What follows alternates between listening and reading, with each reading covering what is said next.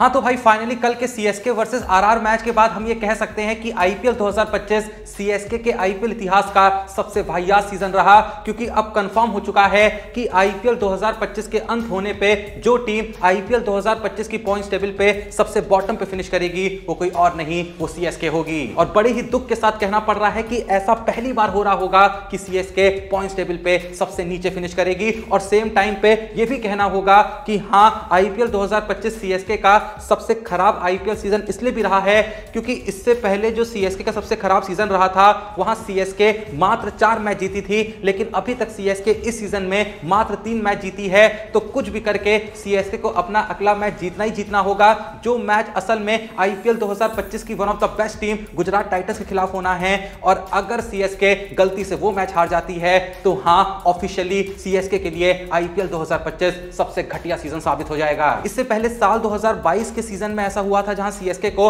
10 मैचों में हार का सामना करना पड़ा था। अब तक आईपीएल 2025 में भी सीएसके अपने 10 मैचेस हार चुकी है। 2012 और साल 2020 के सीजन भी इनके थोड़े खराब रहे थे, जहां ये लोग 8 मैच हारे थे। लेकिन भाई जो वर्स्ट इनका सीजन रहा साल 2020 का, वहां ये लोग 10 मैच हारे थे। लेकिन अगर अपना ये अगला मैच भी हार जाएंगे तो भाई सीएसके इस सीजन में 11 मैचेस हार जाएगी। तो फिलहाल तो यही कहना सही होगा कि सीएसके को आईपीएल 2025 से काफी सीखें लेनी होंगी। हाँ, एक अच्छी और एक पॉजिटिव बात यहां पर सीएसके के लिए जरूर रही है कि आईपीएल का अंत होते होते कुछ अच्छे प्लेयर्स यहां पे सीएसके के स्क्वाड में जरूर आए हैं। फिर चाहे वो आयुष मात्रे हो, चाहे डेवाल्ड ब्रेविस हो, या फिर हम उर्विल पटेल की बात कर सकते हैं। भले ही वो कल के मैच में चले नहीं, लेकिन उसके बावजूद भी जिस तरीके से उन्होंने अपने डेब्यू मैच में परफॉर्म करा था, मात्र 11 बॉलें फेस करी थी, 4 शानदार छक्के जड़ दिए थे। कल के दिन तो चलो आते ही आउट हो गए, एक बॉल खेली दूसरे पे कैच थमा दिया जहां वो एक लंबा शॉट खेलने की कोशिश कर रहे थे। तो ऐसे में कल के मैच के बेसिस पे उनको हम जज नहीं कर सकते हैं। लेकिन भाई जो डेब्यू मैच रहा था वहां जिस तरीके से छक्के लगा रहे थे, तो सीएसके को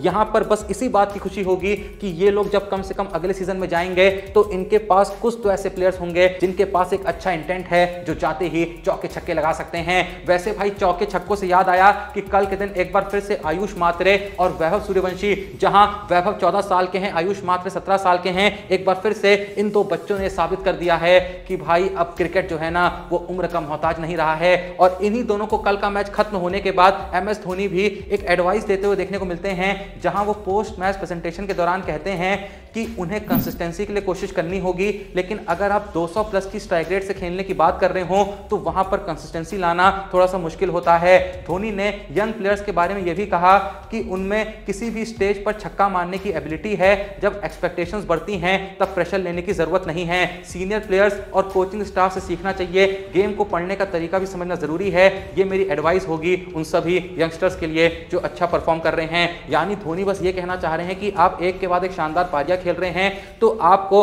अच्छी स्ट्राइक रेट मेंटेन करने के साथ साथ इस बात पर भी ध्यान देना होगा कि थोड़ी बहुत कंसिस्टेंसी कोई बनाए रखें। और जब लोग आपसे कुछ ज्यादा ही एक्सपेक्टेशंस करने लगे तो आपको उन एक्सपेक्टेशंस के प्रेशर में नहीं आना है, आपको धैर्य रखना है, अपने कोच, अपने कैप्टन, अपने सीनियर प्लेयरों से सीखते रहना है और समय के साथ और बेहतर होते जाना है। अब देखो, जाहिर सी बात है कि कल के मैच में एक बार फिर से सीएसके को हार का सामना करना पड़ा। धोनी भी कल के मैच में कुछ खास ऐसा बैटिंग में नहीं उखाड़ पाए, लेकिन भाई देखो धोनी ने क्या क्या उखाड़ रखा है, इसका एक बहुत ही बड़ा सबूत हमको कल का मैच खत्म होने के बाद देखने को मिलता है। जब वैभव सूर्यवंशी धोनी के पास हाथ मिलाने के लिए आते हैं तो हाथ मिलाने से पहले वो धोनी के पैर छू के उनका आशीर्वाद लेते हैं, क्योंकि वैभव भी बहुत ही अच्छे से जानते हैं कि अभी तो मैं चौके छक्के जरूर लगा रहा हूं, लेकिन धोनी भाई चाहें तो ये भी कह सकते हैं कि अगर मैं सुनाने लग जाऊं अपनी जवानी के किस्से तो ये जो लौंडे हैं मेरे पांव दबाने लग जाएं। बात तो सही है।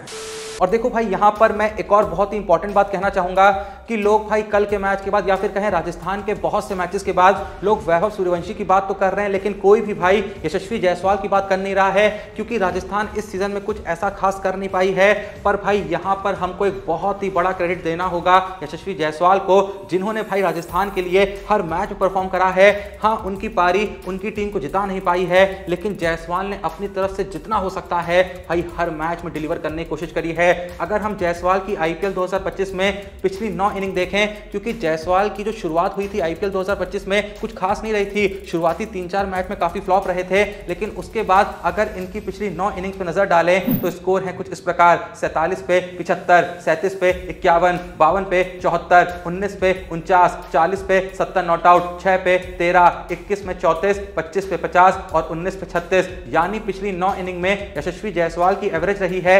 56.5 की और स्ट्राइक रेट रही है 170 की। तो धोनी जिस कंसिस्टेंसी की बात कर रहे हैं, जायसवाल ने वो कंसिस्टेंसी भी दिखाई है। बाकी तुमको पता है भाई, इस सीजन के अंदर कल के दिन ऐसा पहली बार हुआ राजस्थान के लिए कि भाई जुरेल और हेटमायर के बीच एक पार्टनरशिप हुई और वो पार्टनरशिप टीम के जीत में काम आई, क्योंकि भाई एसआरएच के खिलाफ भी इन दोनों की पार्टनरशिप हुई थी, लेकिन मैच राजस्थान हार गई थी। फिर डीसी के खिलाफ हुई, मैच में हार का सामना करना पड़ा। फिर लखनऊ के खिलाफ हुई, आरसीबी के खिलाफ हुई, मुंबई के खिलाफ हुई, पंजाब के खिलाफ हुई। उन सभी 4 मैचों में भी राजस्थान को हार का सामना करना पड़ा। लेकिन कल के दिन फाइनली ऐसा हुआ इस सीजन में कि हेटमायर और जुरेल के बीच करी गई पार्टनरशिप टीम को जीत दिला पाई। खैर, बहुत हुई कल के मैच की बातें। अब जल्दी से कुछ और यहां पर आईपीएल 2025 की इंपॉर्टेंट अपडेट्स मैं तुमको दे देता हूं। पहली अपडेट तो यह है कि भाई कल के दिन ऑफिशियली कंफर्म हो चुका है कि आईपीएल 2025 का जो क्वालिफायर 1 होगा और जो एलिमिनेटर होगा वो मुल्लनपुर में खेला जाएगा, यानी पंजाब में खेला जाएगा। वहीं जो क्वालिफायर 2 होगा और जो फाइनल होगा वो अहमदाबाद के मैदान में खेला जाएगा,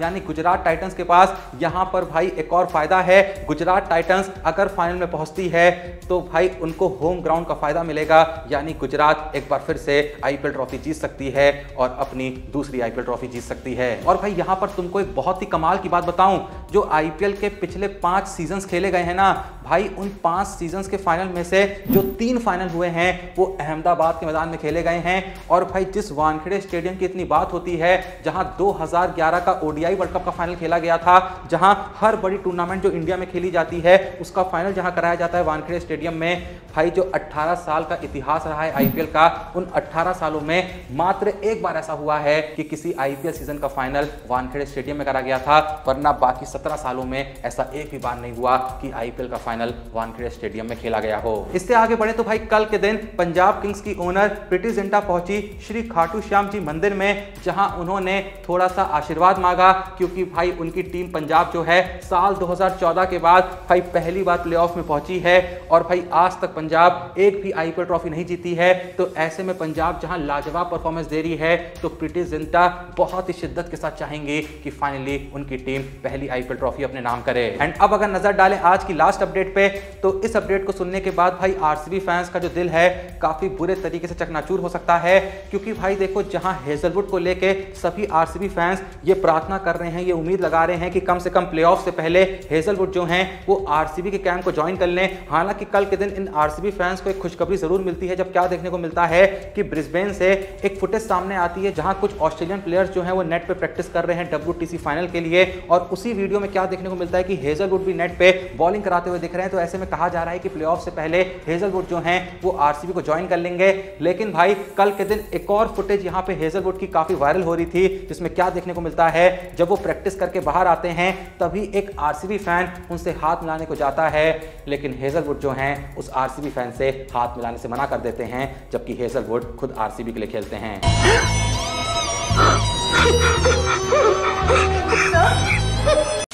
अब आप लोग का हेजलवुड के इस जेस्चर के बारे में क्या सोचना है कमेंट सेक्शन में बता दीजिएगा, और क्या लगता है कि सीएसके अगले सीजन में एक अच्छा कमबैक कर पाएगी या फिर सीएसके का जो वक्त है वो पूरे तरीके से खत्म हो चुका है। जो भी आपका सोचना है कमेंट सेक्शन में बताइए, वीडियो को लाइक करिए, चैनल को सब्सक्राइब करिए। मिलते हैं नेक्स्ट वीडियो में, तब तक के लिए जय हिंद, धन्यवाद।